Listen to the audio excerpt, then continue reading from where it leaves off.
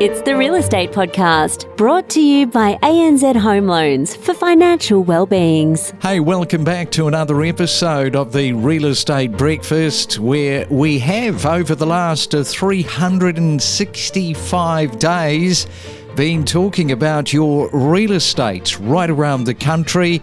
It's going to be your home of information this year, another busy year. Hope you're still relaxing today.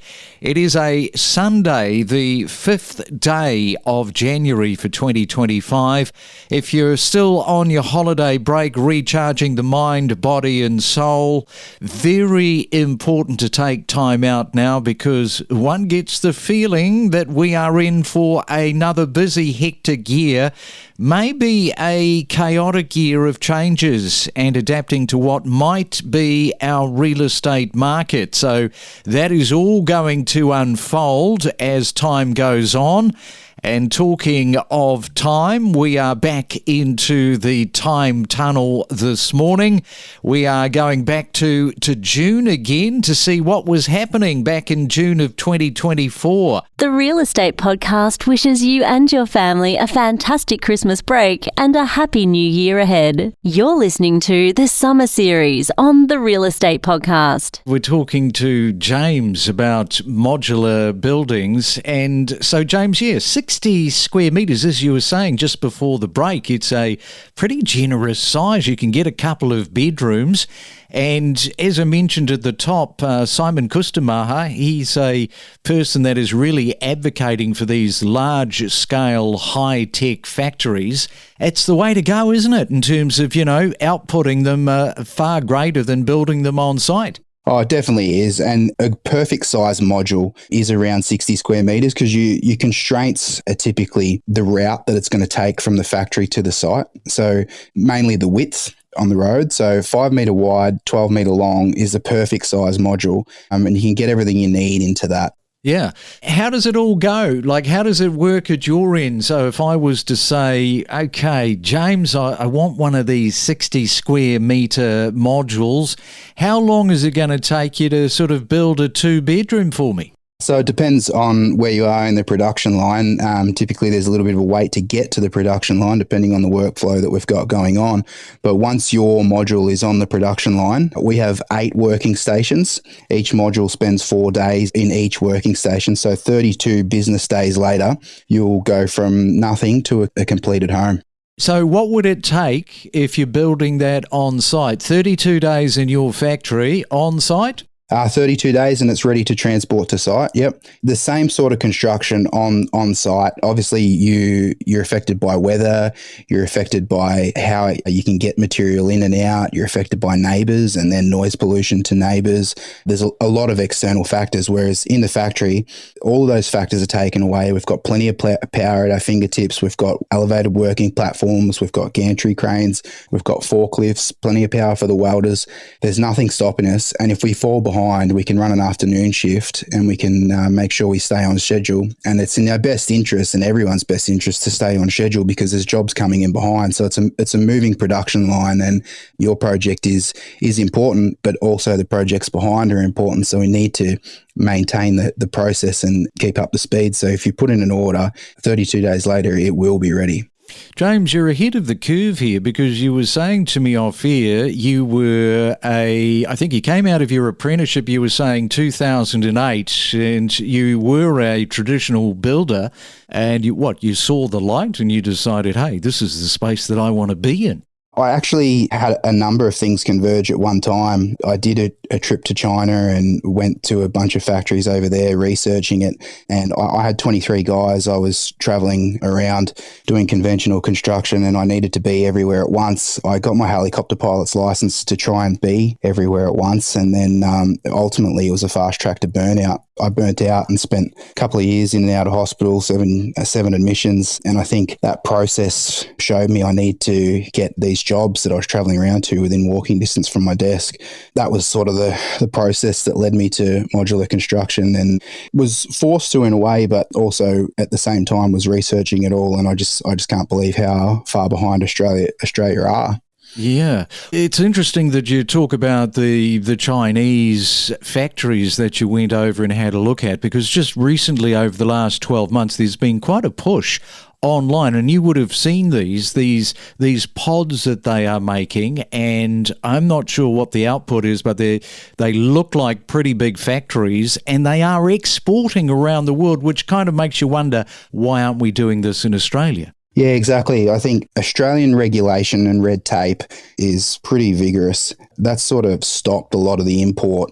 People do import them from China and so forth, but then they find out they don't meet our standards with the wiring and the watermark on the taps and the like. So I think we're primed to make manufacturing great again in Australia, and you have to be a registered practitioner within the state that you're delivering to. So I think the space is definitely going to grow because our red tape is more stringent than other countries and our design codes are more stringent. We can potentially export from Australia. From first-time home buyers to seasoned investors to breaking property news, discover the stories behind the real estate. The data not being trusted, it's the right mix of the whole local knowledge in the local neighbourhood mixed with the data. That's what you're saying. That's exactly right. I think data has a purpose. And look, in reality, property data really reflects what has happened in the past. So in order to really make good decisions in the future, you need to understand what's happened in the past and be able to make a judgment call as to whether that in fact can continue into the future or whether it will change. And this is what a lot of people, I guess, they misunderstand too. They think that the data of what happened in the past will automatically predict what happens in the future.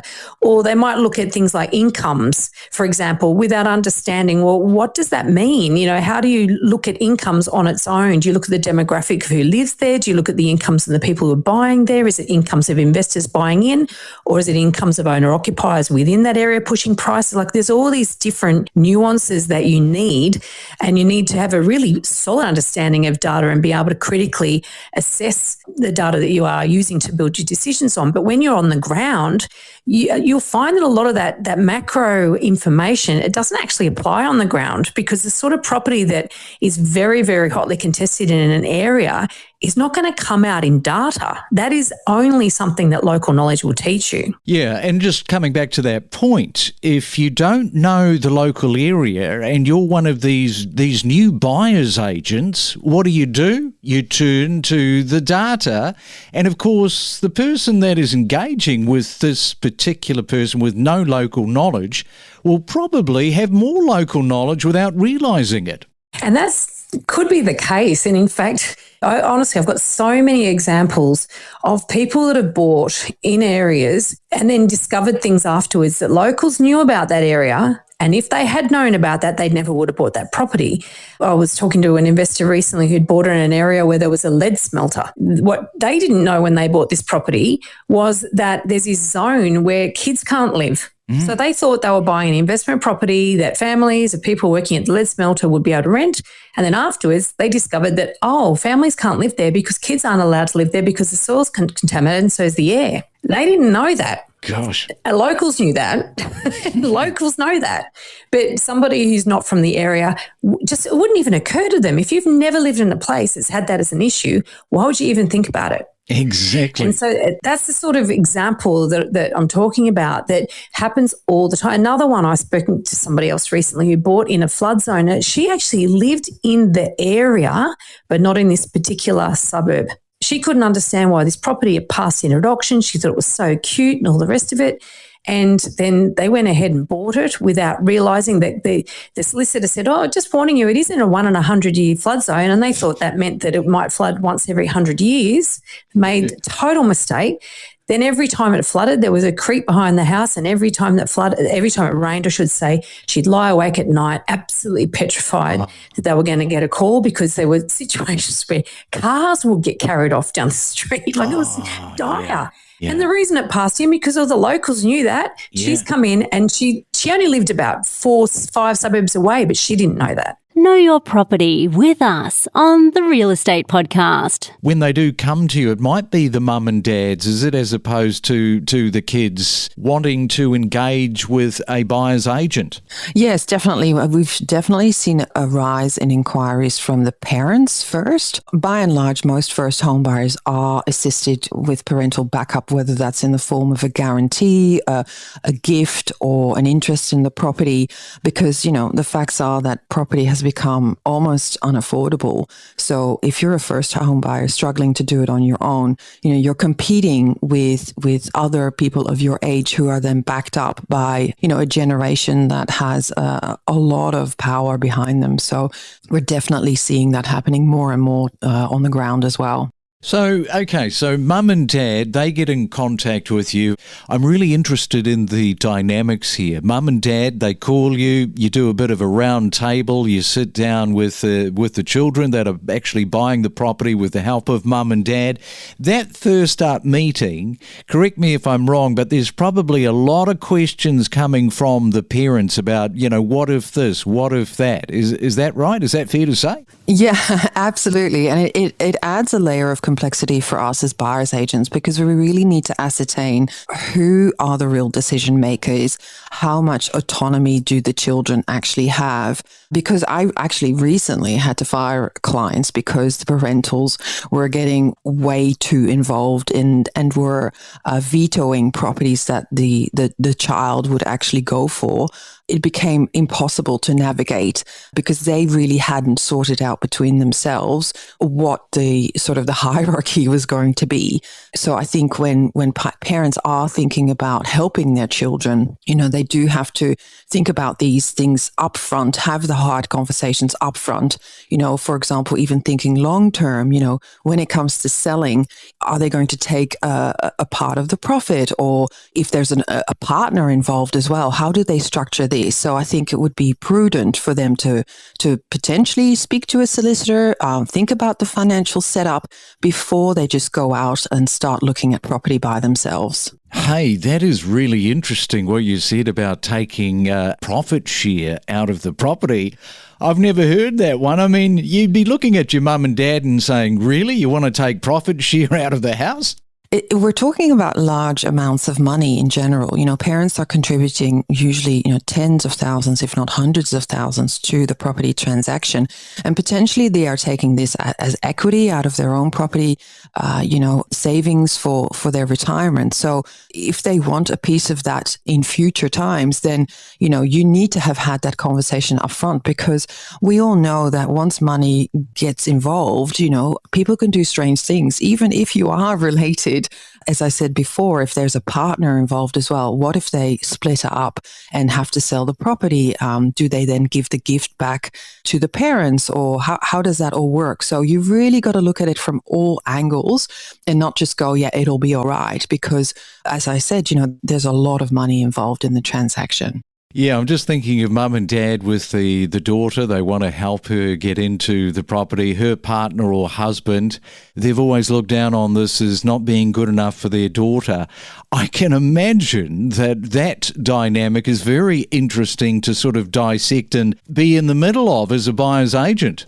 Absolutely. And that's why, we've really learned how to have these conversations up front and really understand the nitty-gritty. And we do ask the difficult questions, even if the family themselves feel uncomfortable about it, because you need to have that open line of communication, the transparency for a buyer's agent to really be able to do their best job.